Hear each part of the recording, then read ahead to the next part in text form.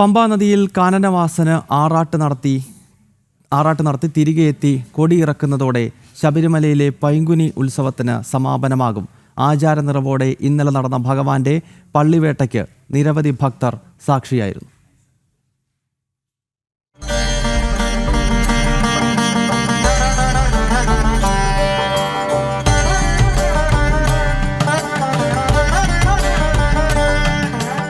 വൈകിട്ട് കൊടിയിറക്കത്തോടെ പൈങ്കുനി ഉത്സവത്തിന് സമാപനമാകും.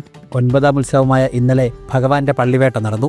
വാളും പരിചയമേന്തിയ കുറുപ്പന്മാരുടെയും അമ്പും വില്ലുമേന്തിയ വേട്ടക്കുറുപ്പിന്റെയും അകമ്പടിയിൽ വെളിനെല്ലൂർ മണികണ്ഠന്റെ മുകളിലേറി വില്ലാളി വീരൻ പള്ളിവേട്ടയ്ക്ക് പുറപ്പെട്ടു.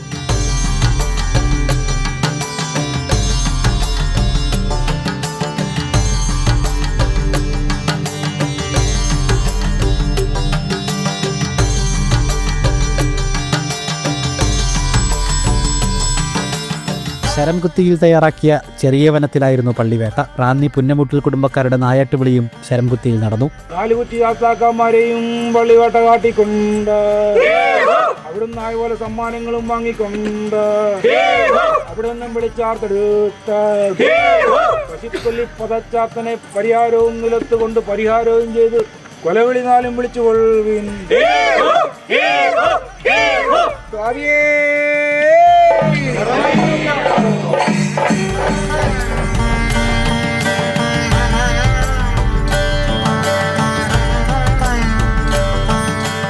ദുഷ്ടശക്തികളെ ഉന്മൂലനം ചെയ്യുന്ന സങ്കല്പത്തിലാണ് പള്ളിവേട്ട നടക്കുന്നത്. വാദ്യമേളങ്ങളില്ലാതെ ശരംകുത്തിയിലെത്തി വേട്ട പൂർത്തിയാക്കി വാദ്യമേളങ്ങളുടെ അകമ്പടിയോടെ ആഘോഷത്തോടെയായിരുന്നു മടക്കയാത്ര. ആയിരക്കണക്കിന് ഭക്തരാണ് പള്ളിവേട്ടയ്ക്ക് എഴുന്നള്ളിയ ഭഗവാനെ കണ്ടു തൊഴുന്നത്. ജനം സന്നിധാനം.